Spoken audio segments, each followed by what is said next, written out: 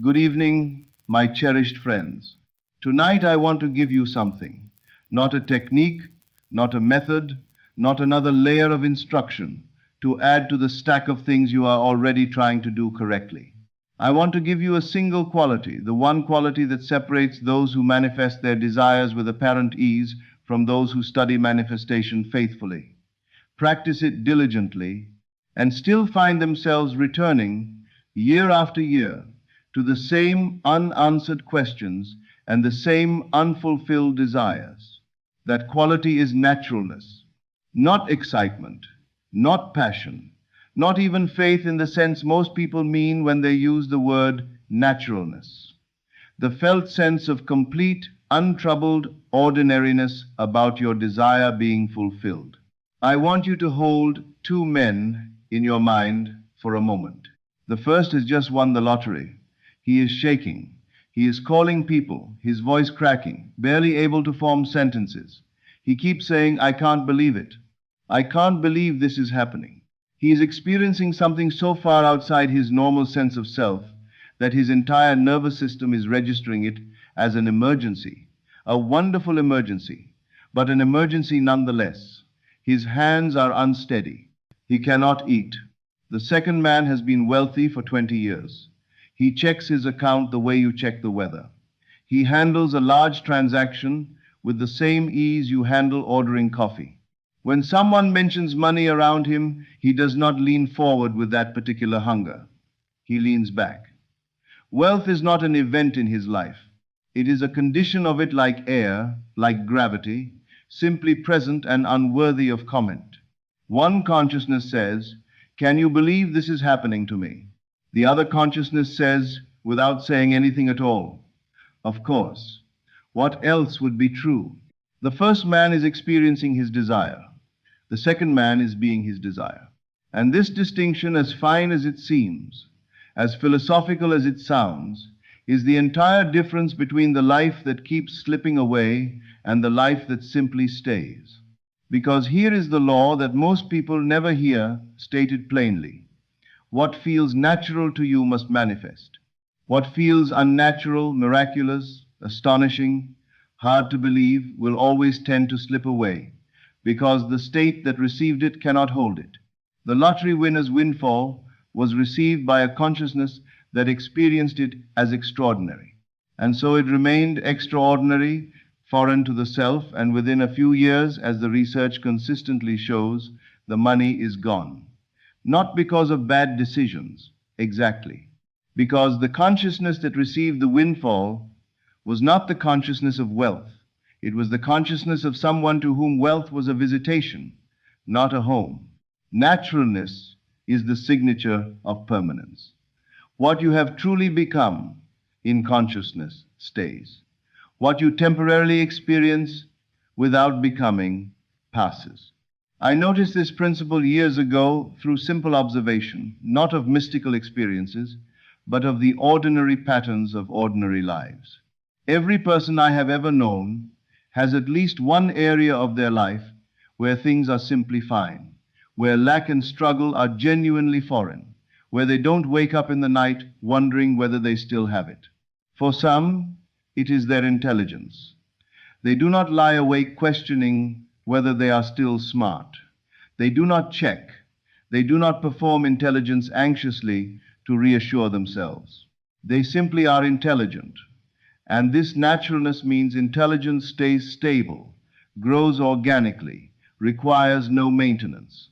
For others, it is their health, or their creativity, or their warmth with other people, or their capacity to find humor in difficulty. Whatever it is, wherever in your life you feel genuinely at home, that dimension is stable. Not because you work to maintain it, because you don't have to work, because it is simply what you are. Now notice the places you struggle. The relationship that keeps not quite working. The finances that are always a source of low-grade tension. The career that seems to resist your efforts at growth.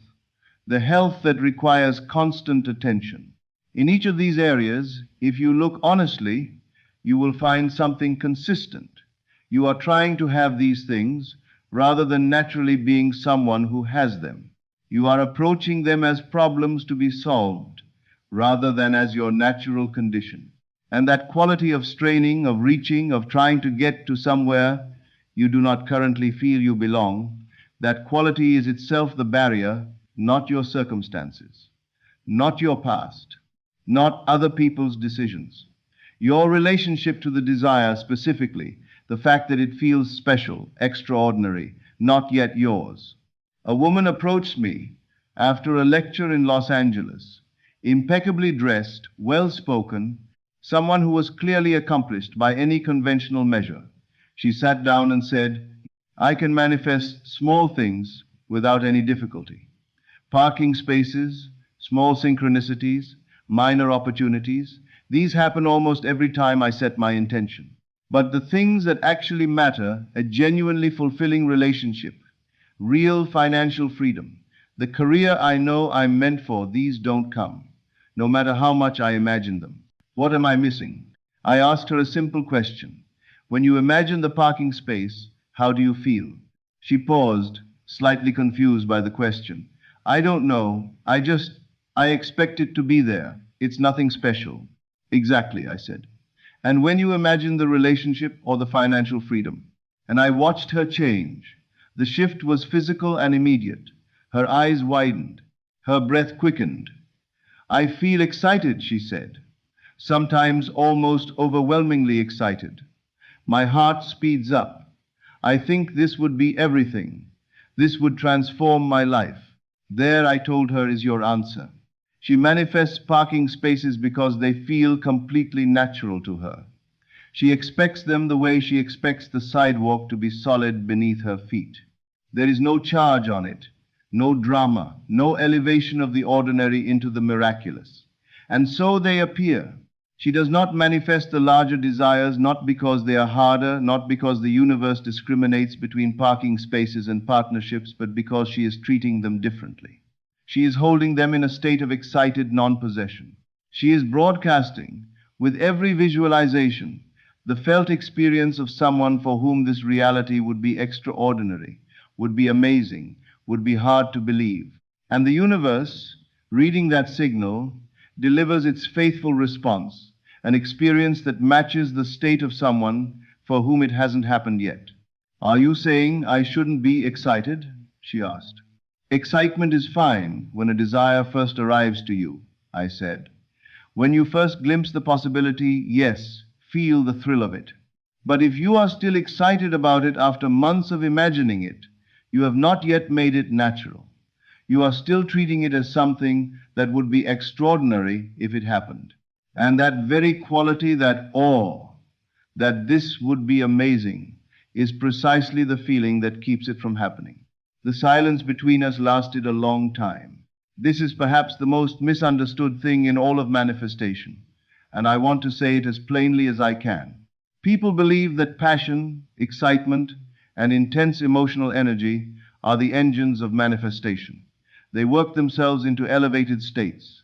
They feel overwhelming desire. They generate tremendous emotional charge. And then they wait and wonder why the desire hasn't appeared. Intense emotion can clarify what you want, but naturalness is what allows you to actually have it.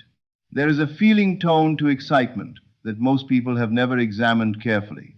At its root, excitement says, this would be wonderful, and embedded in that would be is the assumption of absence. Excitement, as most people experience it in relation to their desires, is the feeling of someone who does not yet have something they very much want. It is charged with longing. It is lit by distance. Naturalness says something entirely different. It says, not in words, but in the quiet subtext of assumption, of course. This is simply what is. There is no charge, no distance, no gap between self and desire. The desire is not ahead of you, approaching. It is simply the atmosphere you inhabit. This is the quality you must cultivate. Not to suppress emotion, but to deepen it, to take it past the electric surface of excitement into the settled ground of simple, untroubled having. A young man came to study with me who wanted to become a successful writer. He had genuine talent. I could see that clearly. He had discipline. He wrote every day without fail. He imagined his success every night, his name on bestseller lists, the reviews, the recognition. He generated real feeling in these imaginations. And year after year, the rejection letters came. One afternoon, he came to me with the specific frustration of someone who has done everything right and still cannot understand why it isn't working. Tell me, I said, how does a successful writer feel to you? His eyes lit up in the way that confirmed everything I suspected. Validated, accomplished, proven. It would feel like I had finally made it, like all the struggle had been worth something. I stopped him. That is your problem. He looked at me. You are imagining being a successful writer as something that would transform you, that would elevate you from what you currently are into something else, something better, something you can't quite believe you'd be allowed to become.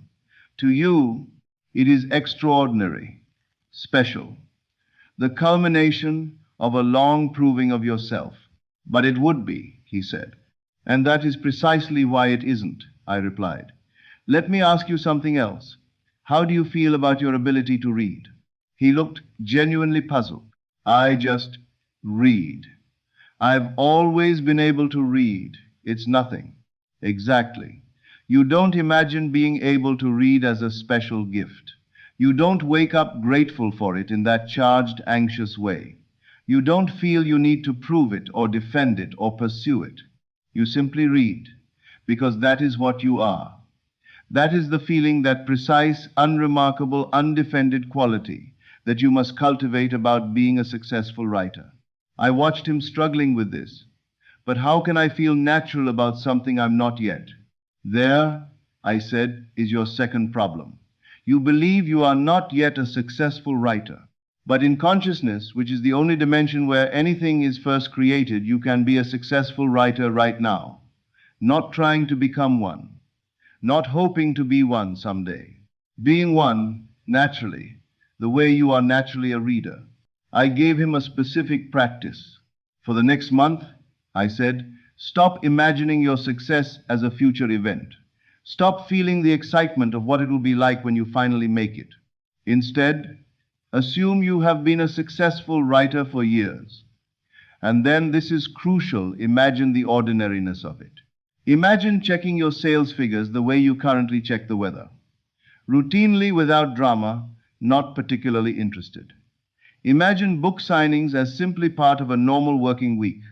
Imagine interviews as mildly pleasant obligations. Make success feel familiar. Make it feel slightly boring. Make it feel so normal that its absence would be the strange thing. He stared at me. Make success feel boring? Natural, I clarified. The way your heartbeat is natural. The way reading is natural. Natural things don't require your attention and energy and focus to maintain their existence. They simply are. That is what you want success to feel like, so obviously and quietly yours that you barely think about it. Over the months that followed, I watched a transformation in this young man that was more subtle and more profound than anything dramatic could have been. He stopped talking about his dreams with that particular bright urgency that had always been present before. The breathlessness disappeared. The fire in the eyes quality of someone who desperately needs something to happen that faded and was replaced by something quieter and more solid. He began to carry himself the way a person carries themselves when they know who they are. Not performing confidence, simply occupying it. His writing changed not because he tried harder, but because he wrote from a different consciousness. The writing of someone who is proving something is different in quality from the writing of someone who is simply doing what they naturally do. One has an age of anxiety running through it, a desire to impress, to justify, to be enough. The other flows from a deeper, quieter place. His submissions changed. He sent his work out the way a craftsperson sends work to a client, with the natural expectation of someone who believes in what they're offering, without the fragile hopefulness of someone waiting to find out if they are acceptable. Within 6 months, he had his first book deal. Within 2 years, 3 published books. But here is the detail I want you to notice most carefully. By the time the success arrived physically, he was not surprised. He was not jumping, calling people with a cracking voice, barely able to believe it. He received the news the way you receive information about something you already knew. Of course, the feeling was not joy exactly, or not the sharp, electric joy of the unexpected. It was something quieter, something that felt, to use the only accurate word, right, inevitable. Simply the outer world catching up with what had already been true inside. That is how you know naturalness has been genuinely achieved. Not when you feel excited about your manifestation, but when you feel that its arrival was obvious. When you think, naturally, that this is simply who you are and how things are for you. How do you cultivate this quality? The first thing to understand is where naturalness actually comes from. Naturalness is the feeling of familiarity. Things feel natural when they are familiar, when you have encountered them so many times that they have become simply part of the texture of your experience. Your ability to read is natural because you have read thousands of times. Your sense of your own intelligence is natural because you have been intelligent your entire life and the evidence has accumulated into the background assumption of your existence. The way to make your desires feel natural is therefore, at its root, simple. Make them familiar. Imagine your desire fulfilled not once, not in one glorious, charged, dramatic act of visualization. Imagine it repeatedly, consistently, until the charge begins to drain away, until the thrill of the new fades into the comfort of the familiar, until the scene is no longer exciting because it is no longer surprising, until you know it so well you could navigate it with your eyes closed. This is the specific arc I want you to understand. When you first imagine a desire fulfilled, the imagination is thrilling. The details seem precious. Everything feels significant. This is natural. You are encountering something new in consciousness, and newness carries charge. But if you return to the same scene night after night, something begins to happen. The thrill fades slightly. The scene becomes familiar. The details stop feeling remarkable and start feeling simply like details. Most people interpret this as a problem. The feeling is fading. My manifestation must be weakening. So they try to manufacture the excitement again, to refresh the charge, to make it feel special once more. But this is precisely backward. The fading of excitement is not the weakening of the practice. It is the practice working. The charge draining away is naturalness beginning to arrive. The scene becoming familiar, routine, almost ordinary. That is exactly the destination. That is the state from which manifestation flows most powerfully and most irreversibly. Keep going past the excitement. Keep imagining until the desire feels not like a future event you are trying to pull toward you, but like a simple fact about your life. Think about something you currently have that you once desperately wanted. Perhaps your home, if you own one.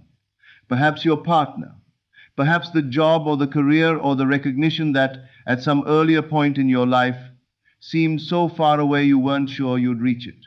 Remember how you felt when you first got it, the incredulity of it, the I can't believe this is mine, the way you kept noticing it, kept feeling a small jolt of happy surprise, the specialness of it.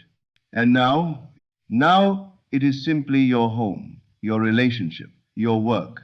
It is familiar to the point of invisibility. You do not wake up every morning marveling at it. You inhabit it the way you inhabit your own body, without drama, without gratitude of the charged, effortful kind, simply as the background condition of your life. That is naturalness. And that is the precise quality you want to cultivate about your desires before they manifest physically. The quality that your present circumstances already have. The quality of simply, unremarkably belonging to your life. A businessman told me he wanted to grow his small company into a major enterprise. But whenever he imagined this, he felt a combination of overwhelming excitement and barely concealed disbelief.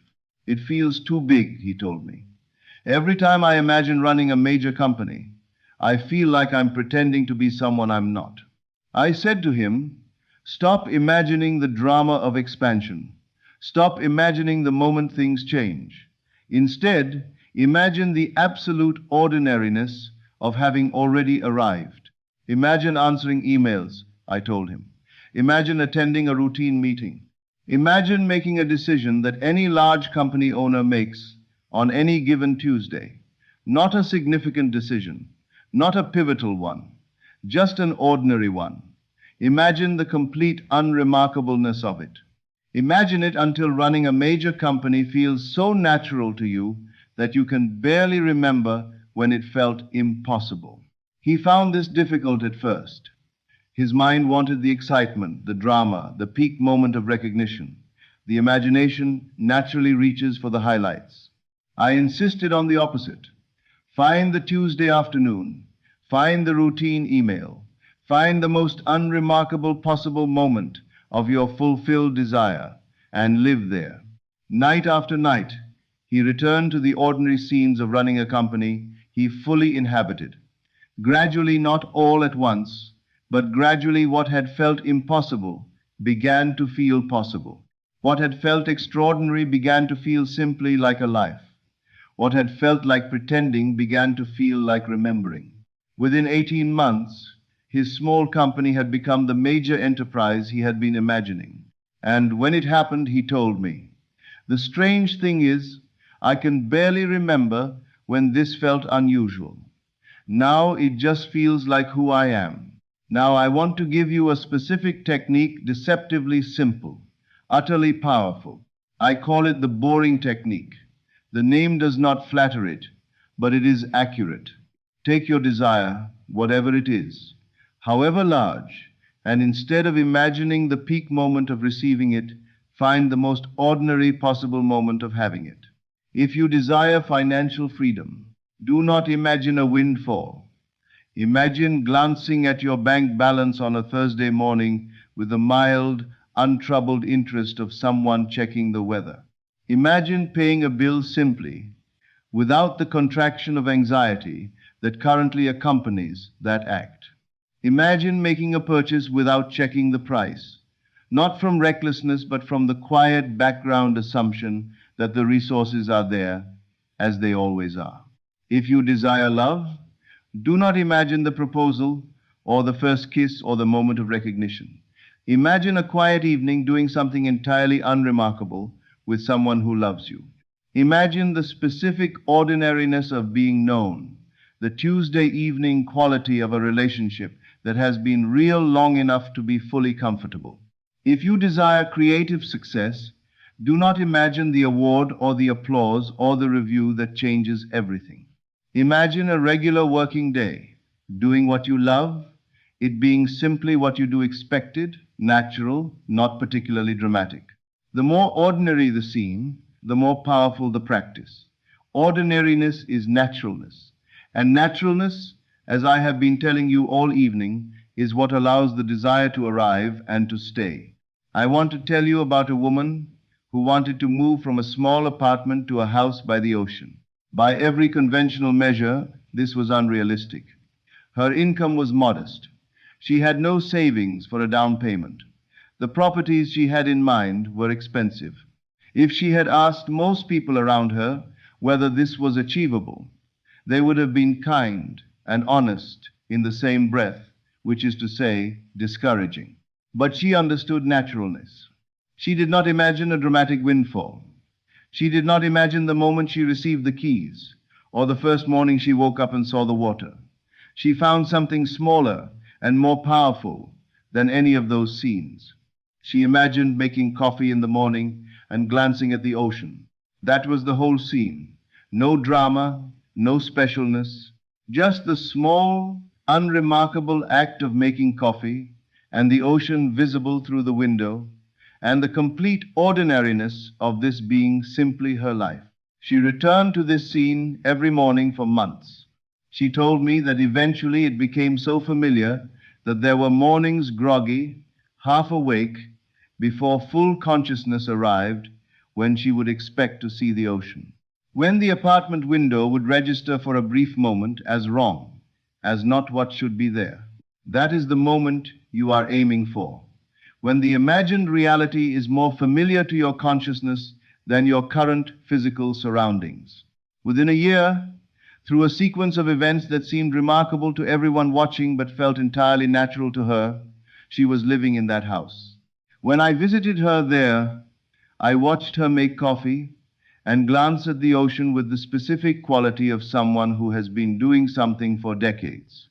Easy, unhurried, simply herself in her natural habitat. The strange thing, she told me, smiling, is that I can't remember when this felt unusual. It just feels like where I've always belonged. I want to address something directly, because it will arise for many of you. Someone will ask, isn't this a form of denial? If I pretend something is natural when it currently isn't, am I not lying to myself about my circumstances? This question reveals a confusion about what naturalness actually is. Naturalness is not a claim about your physical circumstances.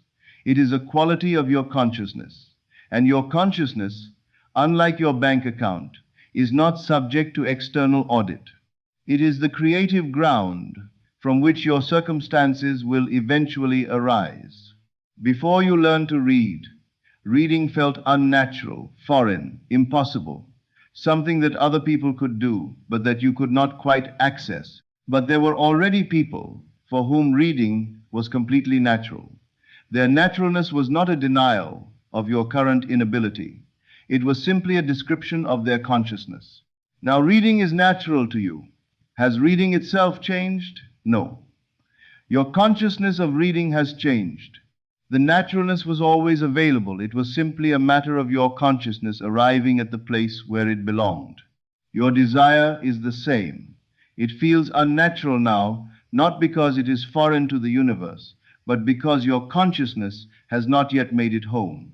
The work of naturalness is the work of bringing your consciousness home to what is already possible, what is in the only dimension that ultimately matters, already yours. This is not denial of reality. It is recognition of the only reality that is truly real. Let me say one more thing about naturalness, because I think it is the most practically useful thing I can offer you. Naturalness changes your relationship to waiting.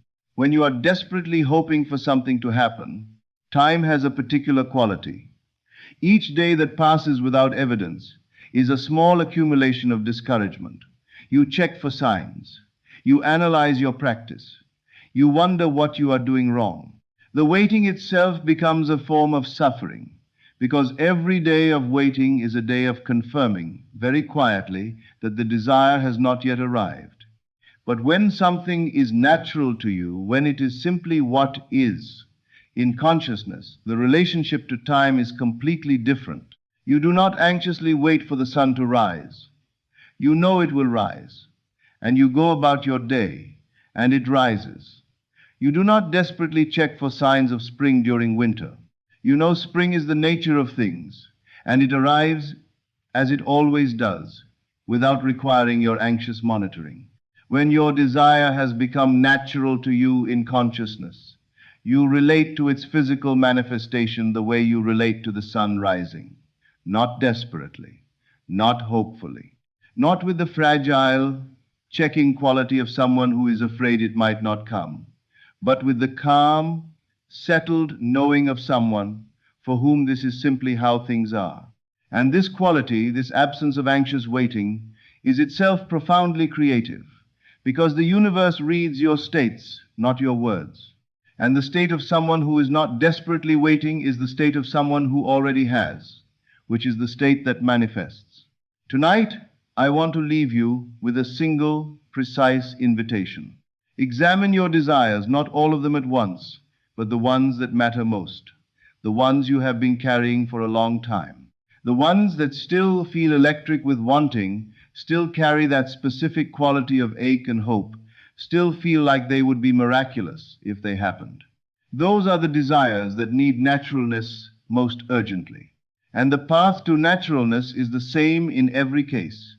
Find the most ordinary possible moment of your desire fulfilled, the Tuesday afternoon version, the morning routine version, the so familiar you barely notice it version.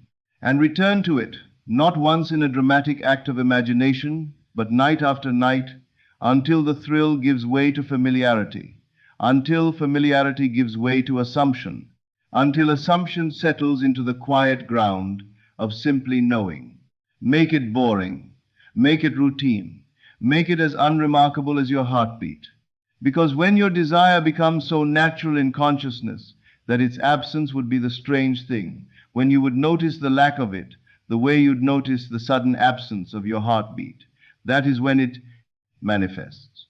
Not through force, not through desperation, not through the intensity of wanting, but through the irresistible, quiet, unargued power of what simply is. The feeling of course, the feeling of naturally, the feeling of what else would be true. Cultivate this. Make it your home. Dwell in it as your permanent residence. And watch as what you once strained toward simply becomes, without drama and without announcement, the obvious and ordinary truth of your life. Thank you, my cherished friends. Until we meet again, assume your greatness, not as a future possibility, as your present, natural, unremarkable condition. Good evening. This is Neville Lectures. I'll see you again in the next video.